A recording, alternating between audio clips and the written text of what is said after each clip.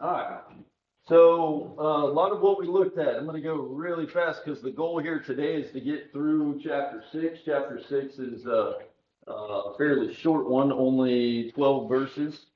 But we are in chapter 5 and verse 10. A lot of what we've looked at in the first 9 verses that we spent a lot of time on last week, because there's a lot in those 9 verses, can really best be summed up this way. I showed you this slide last week. It starts right here at the beginning with guard your steps, watch your mouth, and fear God, which you know is ultimately the main conclusion to all of this.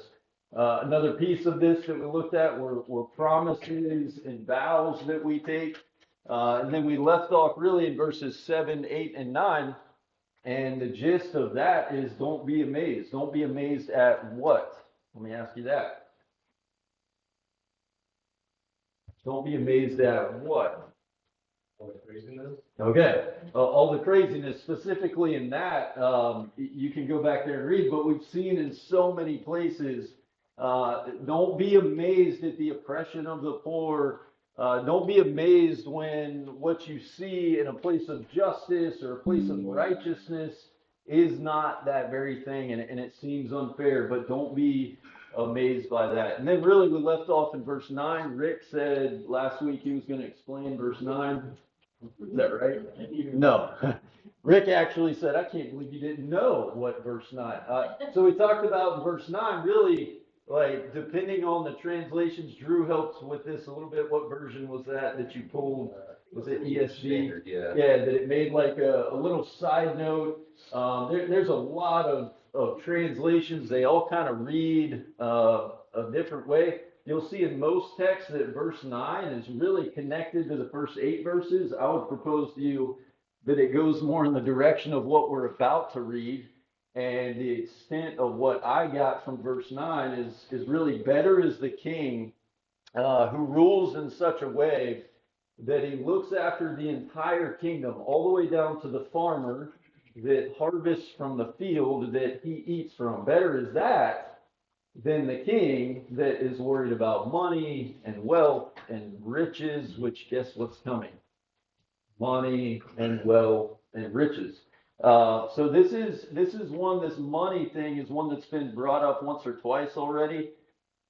This is one of those things that can get us really caught up, can't it? Yeah. In fact, I think, if I remember right, we started this class by saying if we're going to talk about how to be happy in our lives under the sun, that's a good thing. But most people are unhappy, and they say that what is it that would make them happy? This very thing that we're about to talk about, right? So it's a very it can go a lot of directions. While we say that, I can also stand up here and preach about it. I can talk about it, and then get in my car, and what am I worried about? The next dollar. What I don't have, what I do have, and worried about money. So here's what Solomon says about all of this in verse 10. He says, he who loves money will not be satisfied with money. Now, the key word in here is not money. The key word in here is love. So he doesn't say if you have it. He says if you love it, if your heart is set on money.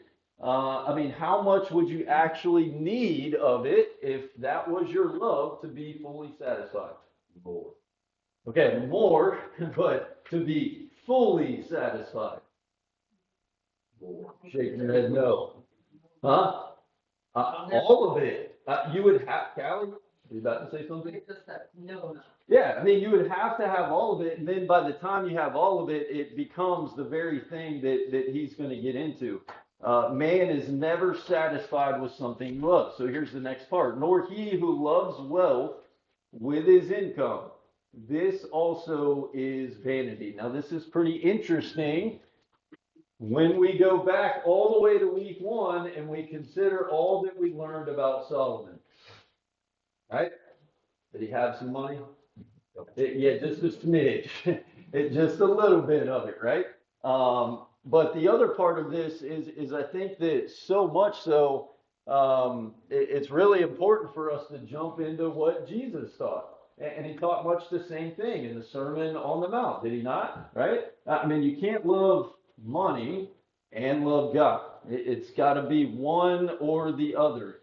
And that is the same lesson, money or not. You fill in the blank with whatever you want.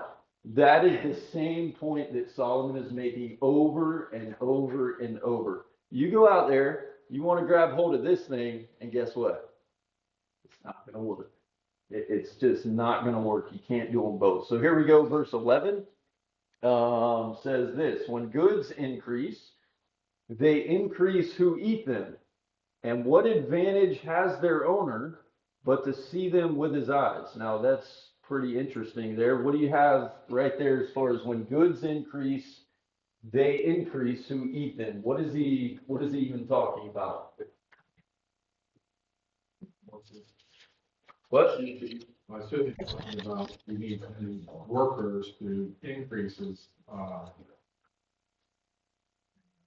Yeah, okay, so maybe he needs more workers. What else? Dad, are you trying to say something? No, I was just gonna, it looks like to me, when goods increase, when you have more and more people that take them from you increase. Yeah. A wealthy person has more and more people to pay out. Do we know that to be true?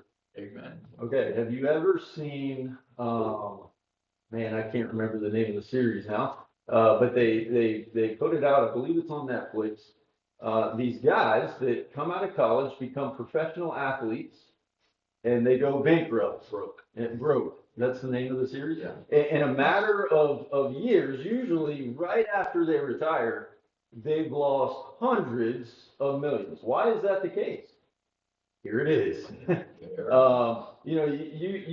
You are the guy. Now, again, we can go back to Solomon. Do you think he knew that and knew it well? Yeah, I mean, I'm rich, I'm wise, I got all this stuff, and here come the people. I started to do some reading on this verse and came across this quote. It's just so true. Servants, friends, flatterers, trenchermen, pensioners, and other hangbys will flock to a rich man as crows do to a dead carcass, not to defend it, but to devour it. How true that is. And yet, oftentimes we can get wrapped up into thinking, man, I want to be that guy. I want to have the millions. Is there anything wrong with that? No, absolutely not. But you got to understand it's going to come with some things. Any comments there? Anything you want to add? It's a very simple idea, right? I mean, there's a very famous song from the mid-90s that just said simply, "More money, more problems." Right. And that's reality. Absolutely is. And then if you add in on top of that more people, kind of where Richard was going, more people, more problems. Usually too, we say. Right? All the time in athletics, right? Yeah. I mean, even now, like in college sports, we see the hangers-on who are, Yeah. just leeching off of. Sounds like a story that's trending right now about a Tennessee quarterback, Right. but I don't know anything about that. All right, look at verse 12. Sweet is the sleep of a laborer, whether he eats little or he eats much, but the full stomach of the rich will not let him sleep. So we got another folly of riches, and the really bad part about it is that sometimes it's hard to sleep. Now, why is that the case? When you're dealing with money, I mean, we're talking about a guy here who money is his motivation, his purpose for living, and verse 12 says that he can't really sleep. What's that? I need more. Yeah, he goes to bed thinking about the next dollar, right? I mean, he cannot be at peace enough to actually sleep. You're going to see some more of this. Go ahead, Jay. Or he's afraid he's gonna lose what he's got. There you go. Yeah, that's the other side of this, isn't it? Right? And so he's so worried about the next dollar, the next investment, paying this, paying that. These people that are flocking to him, Solomon says, hey, get out there and work. Whether you get little or you get a lot, it doesn't matter, right? Now that's not saying the rich don't work hard and labor after what they have, but what's the difference? It's where is the money in all of it, right? If I'm working in such a way that I'm going to be content with how much or how little, whatever the Lord gives me, then I'm good. But if it's all about that next dollar, we can't sleep. Go ahead. It's the heart issue always. Yeah. Where's your heart? Mhm. We know wealthy people that are very good, people that are helping Absolutely. others and that kind of stuff, or, they're treating it well, because they have the right heart. Yeah. Their heart is toward God before it's toward money. That's right. Very good. Look at verse 13. There's a grievous evil that I have seen under the sun. Riches were kept by their owner to his hurt. So what does that one mean? What you think of the guy with the Bill Bigger barns? Yeah. Okay. And who's he doing it for? Him. Okay, he's doing it for him. I think that that's what this one's talking about right here, right? We've seen Solomon several times talk about the idea of, especially Ecclesiastes 3, chapter 3, the idea that, what you're doing, if you ever are just doing it for you, then you're missing out on the whole deal, right? So if I keep it by me, I earned it, ultimately, it's going to hurt me if I'm not the one, like Sharon just expressed, that is sharing or doing something with it. That could be a grievous thing, but that's not the worst part. Look at verse 14. And those riches were lost in a bad venture. There you go, Jay. All right. And he is father of a son, but he has nothing in his hand. As he came from his mother's womb, he shall go again, naked as he came, and shall take nothing for his toil that he may carry away in his hand. This also is a grievous evil, just as he came, so shall he go. And what gain is there to him who toils for the wind? So here you go with money, the same visual we brought up in week 1. I give you a jar, you go out there and catch some wind. I'll give you 3 jars even. You go out there, you catch some wind, the minute you bottle it up, what do you got? You got a whole bunch of nothing, right? And so it's the same with money. It's no longer what you think it's going to be. It's a grievous evil. So long story short here, king, day labor, farmer, all the money in the world, no money at all, good investment going good, good investment going bad, whatever it is, whatever we have, what should we do with it? Or what kind of perspective should we put it in? Okay, it's all from God's hand. That's where he's about to go, but just based on this. I can't take any of it. Can't take it with me when I go. And so how sad of a situation that is to hoard it all up for me and have no one to leave it to, which is another thing that he said, really disturbs man. Because guess what? Even when you leave it behind, you can have all the plans in the world on who you're going to leave it to and who's going to get what percentage. But do you know that that's really going to happen? No, not at all, right? That's another thing that we've talked about and discussed. Richard? Yeah, and also be thankful that we have what we have now, that tomorrow, we don't know what's gonna happen. Investment could be bad, illness could come in and just wipe everything out that we have. So just be thankful for what we have now. That's right. Yeah, live inside that moment. That doesn't mean don't plan, right? But at the same time, keep it in its proper perspective of our life now, here, immediately under the sun, okay? Now, it's a good thing to have riches and to be wealthy, yes? I mean, it's a good thing. It's a blessing to have more money than I know what to do with. But watch out. Look at verse 17. Moreover, all his days, he eats in darkness, in much vexation, and in sickness and in anger. What do you make of that?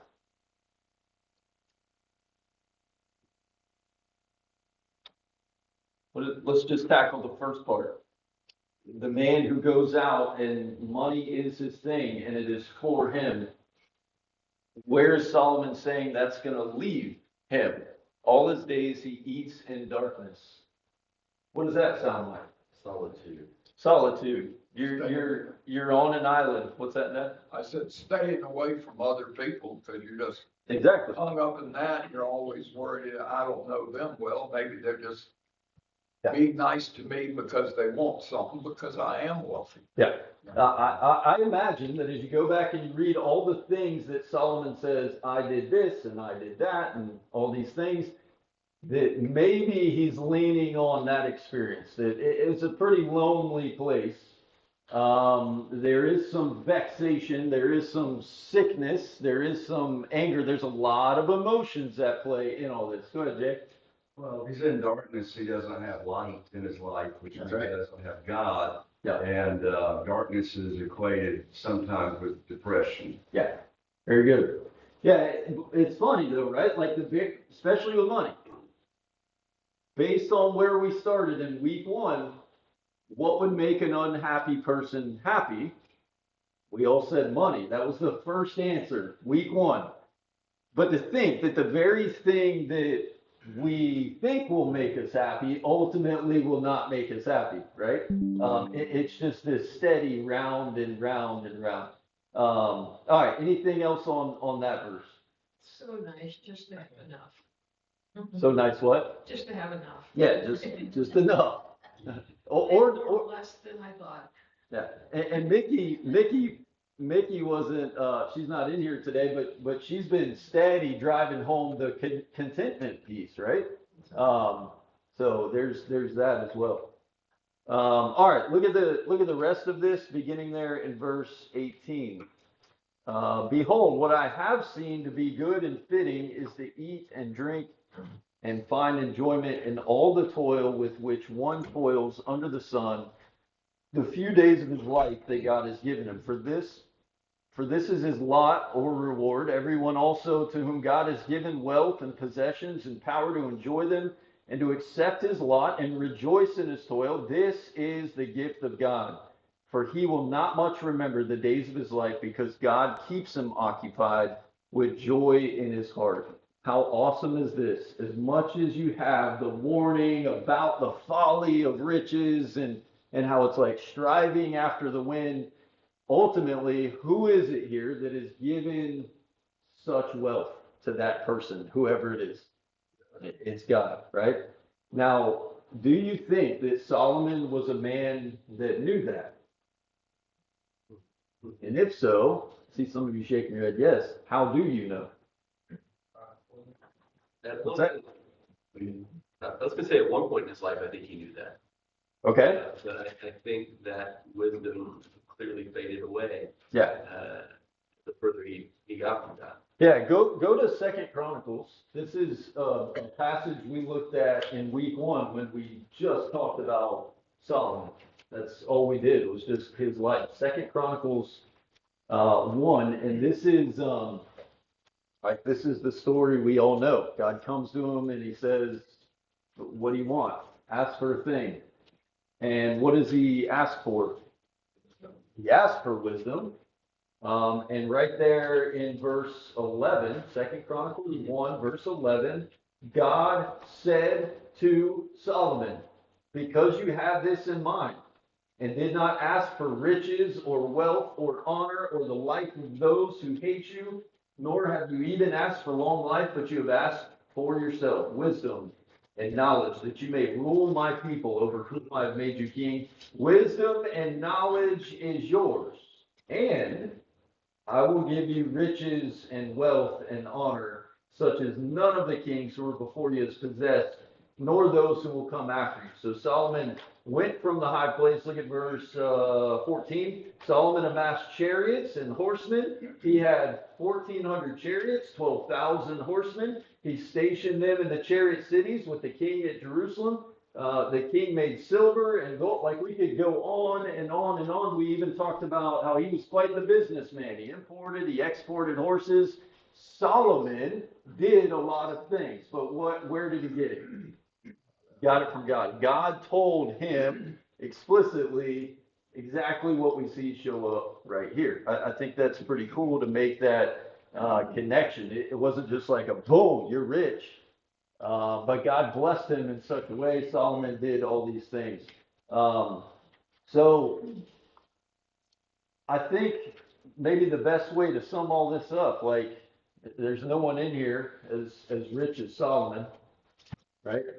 Maybe you are, but I doubt it. And yet, the where and when we live, I mean, you got some people that live in modern day castles, and guess what?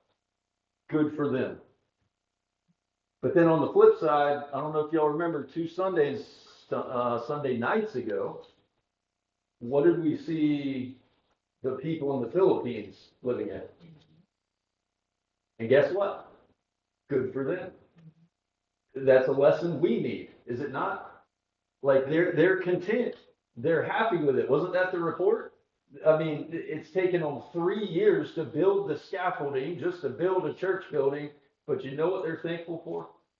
Every day that God gives them another day for enough money to buy the material to put one more brick or add one more stone, right? I think that, it doesn't matter where you are. That's the lesson that needs to be learned here, I think. Just enjoy it. Whatever it is you have, thank God, do good with it. It goes a long way in being happy in these lives under the sun. However, it's a challenge.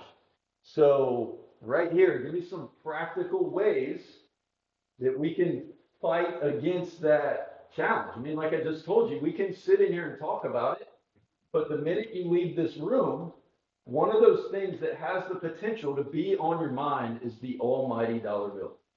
So how do we realistically get to a place where it is in its proper place?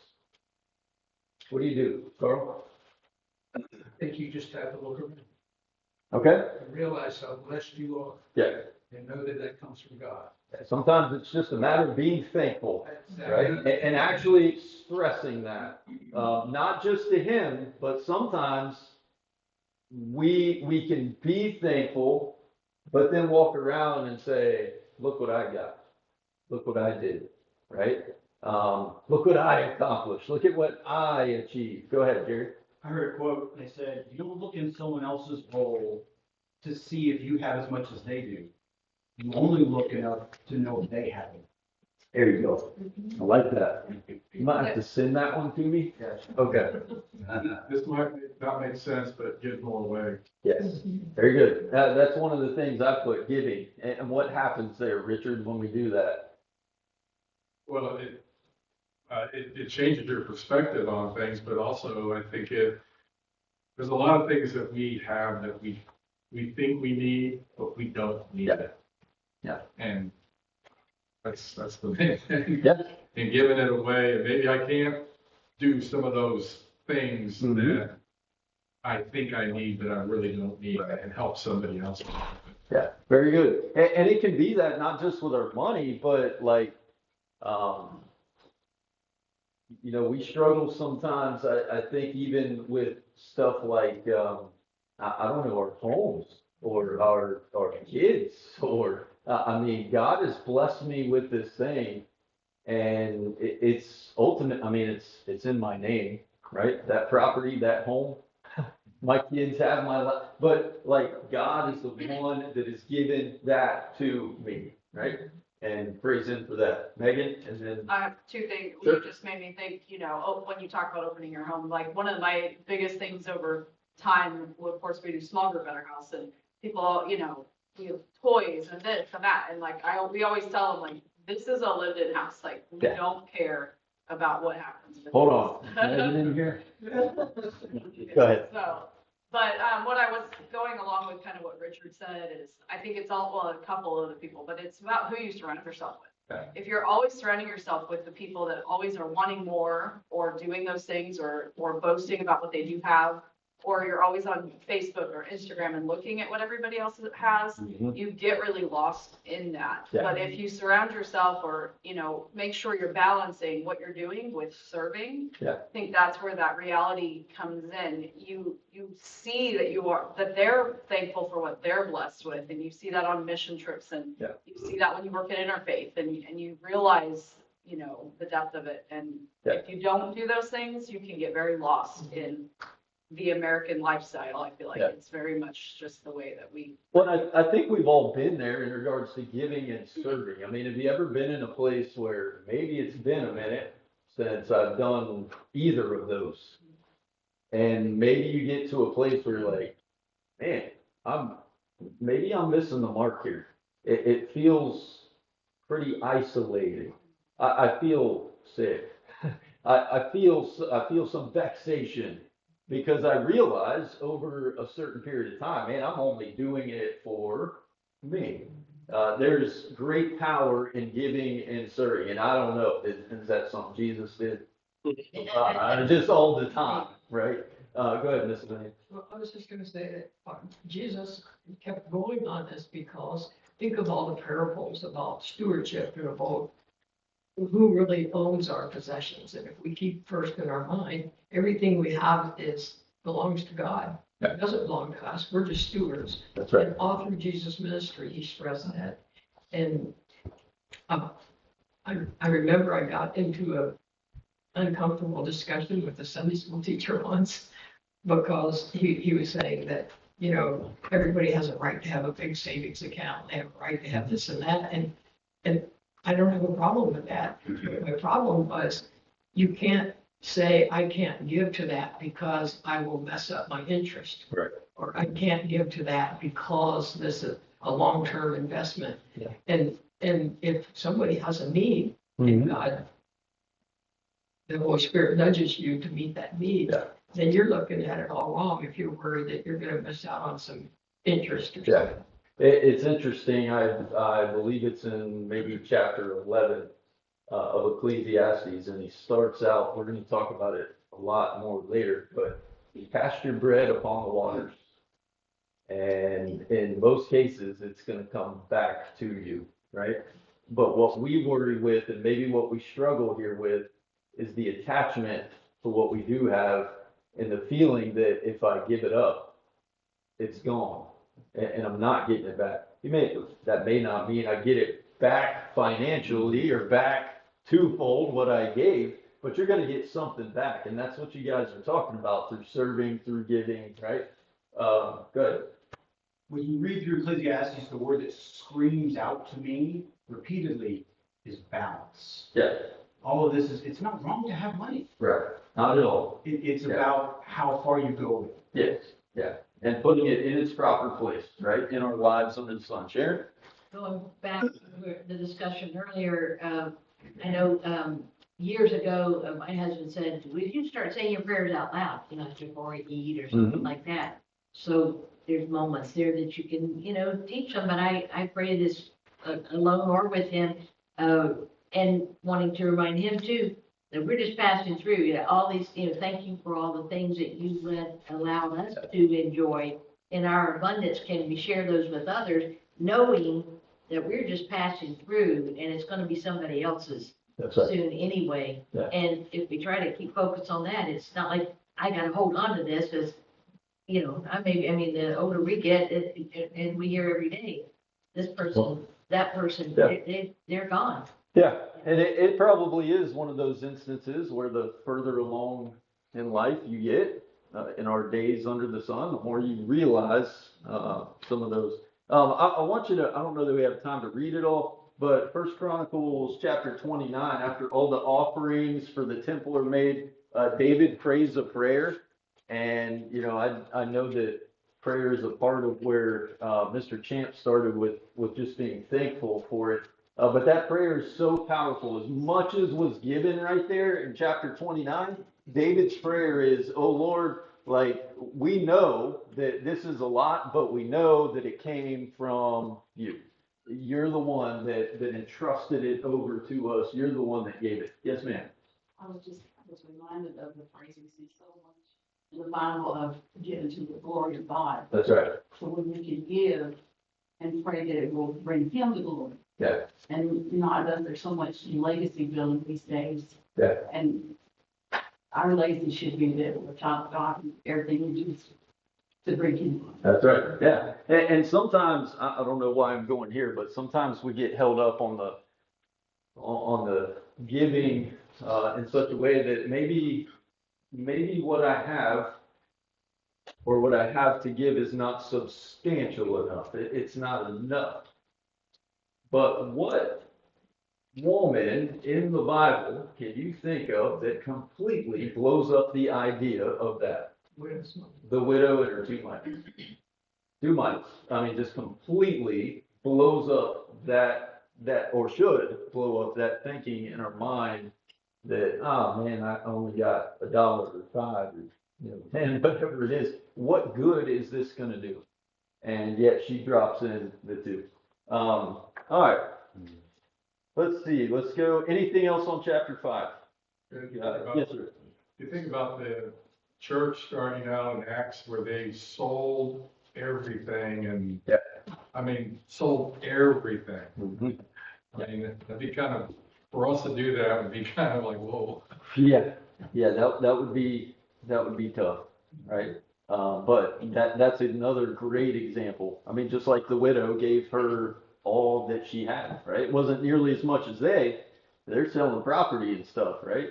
All right, so I mean, I guess just to sum all this up, a really good song. You ever heard the song "Don't Worry, Be Happy"? Here's a little song I wrote. I'm not going to sing it for you, but if you look at the lyrics of that song, like that's the gist of what we're talking about here. I mean, almost everything that we've read so far. Like, hey, man, don't be amazed. Don't be frustrated. Don't bang your head against the wall over and over and over. Some things are going to happen, and don't get wrapped up now in this thing. Keep it in its proper perspective. God is the one that's in control. God is the one that gives it. Ultimately, we'll reach that conclusion there at the end. Fear God, keep his commandments. Look at chapter 6. Let's fly through chapter 6 in 7 minutes. Y'all ready? All right, there's an evil that I have seen under the sun, and it lies heavy on on mankind. A man to whom God gives wealth, there it is again, possessions and honor, so that he lacks nothing of all he desires. Yet God does not give him power to enjoy them, but a stranger enjoys them. So how could that be? God gives someone, I mean, this is a heavy one, he says, God gives a man riches and power and honor, but he's not able to even enjoy them. What's happened here? He could have died. Yeah, it could have died, right? I mean, it could be health, it could be any number of reasons that come into play. Now, how do you feel about that? Is this another place where we would say, well, that's not fair? That's not okay, right? And yet he's saying like that's what's going to happen. He said over and over. Don't be surprised. Don't be amazed. This is a part of our lives under the sun. You're going to look at a guy and say he's got the whole world, but he's not the one that gets to enjoy what it is that he's been given. It's going to be a stranger. Kind of reminds me of Job there for a little while, for just a few chapters there. All right, look at verse 3. If a man fathers 100 children, wow. Mom and Dad, y'all came kind of close. And lives many years, so that the days of his years are many, but his soul is not satisfied with life's good things, for he also has no burial. I say that a stillborn child is better off than he, for it comes in vanity and goes in darkness, and in darkness its name is covered. Moreover, it has not seen the sun or known anything, yet it finds rest rather than he. Even though he should live 1,000 years twice over, yet enjoy no good, do not all go to one place. How's that for a vision? I mean, here's his point. You live on this earth, you can have 100 children, 100, whatever you want. You can live 1,000 years 2 times over. But what's he saying? What would be better, maybe in some cases? What's that? To never be born. If you're not able to have the 100 children that God has blessed you with, or live 1,000 years twice over, but you cannot find a way to enjoy the good that He's given you, then Solomon says this is nothing new to us, by the way. He's already, I think last week, congratulated the dead in one instance. So, I mean, this is a really hard, illustration here, but any thoughts on that? Yeah, and I know it's like the lightest of the examples there, but as someone who really likes to eat, right, who really enjoys food. Me too, Drew. I kept thinking about the verse 7 when it says, all the toil of man is for his mouth, yet his appetite is not satisfied. Yes. If you eat enough of something, you're going to get sick of it. Yes. But you're never full. Yep. Like, that means no food tastes good. Yeah. Nothing is satisfying, right? Like, just from the perspective of someone who enjoys food or enjoys cooking and all those things, right? That is a downer. And I know that's even like the lightest example that he's giving here. Yeah, and I don't know, Solomon addresses that in Proverbs, doesn't he? We talked about that in our young families class, like, I guess last quarter. He uses the idea of honey. Honey is really good, is it not? But too much honey will do what? It'll make you sick. It's not good, right? All right, look at verse 7. All the toil of man is, nope. Yeah, all the toil of man is for his mouth, yet his appetite is not satisfied. For what advantage has the wise man over the fool? What does the poor man have who knows how to conduct himself before the living? I think this is a really interesting question. Would you rather be rich and foolish? Or would you rather be a poor man who knows how to live right?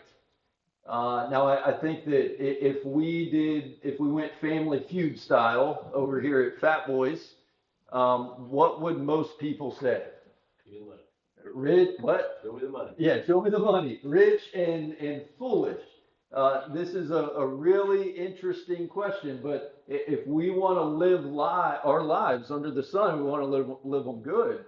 I mean, there's a part of this that is that contentment, that being okay, a poor man that lives right amongst many. Verse 9, better is the sight of the eyes than the wandering of the appetite.